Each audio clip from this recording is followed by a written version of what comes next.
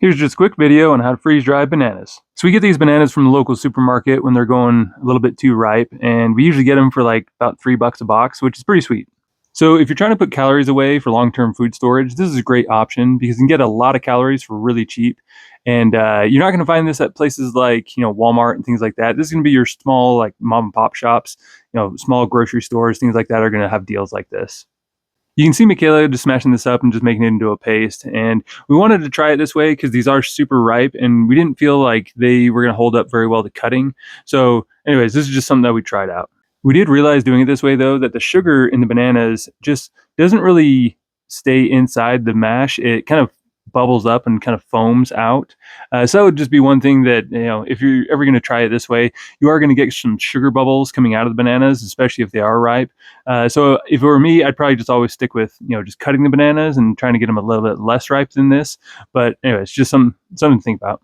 One thing you are going to want to do is pre-cool your chamber, and that goes for any banana. So whether you are doing mashed like this or you're cutting them, you definitely want to pre-cool the chamber to make sure that it's cold before the bananas go in. So the reason for this is that bananas will brown a lot like apples will. You want to get it as cold as possible, as fast as possible. Just that way you can kind of reduce some of that browning process. The end result's going to be a lot better and they're just going to look a lot nicer. So you'll notice that Michaela actually put on gloves about halfway through this, and it's actually kind of funny because her hands started to change color while she was doing this process. So not sure what caused that, but just something that she realized that she wanted to kind of mitigate. These bananas are great for snacks or just long-term food storage, but either way, they work great. Here you can see the sugar bubbles that I was talking about. Not so much on this tray, but definitely on the other trays. There's quite a few sugar bubbles that formed. And this is just due to, too much pressure, too much temperature, kind of just bringing that sugar out of solution. Again, I don't think this would have happened had we sliced the bananas, but if I was going to do this again, I would take and run the pressure just a little bit lower and the temperature just a little bit lower to, try and mitigate some of those bubbles forming. These bananas got super crispy, so I have no doubt that they're going to last for 30 years once we get them packaged up into the Mylar. There was one small section on one of the large trays that didn't quite get done. So as we're going through this, we're just making sure that everything is super dry and that it's actually going to last for 30 years once we get it packaged.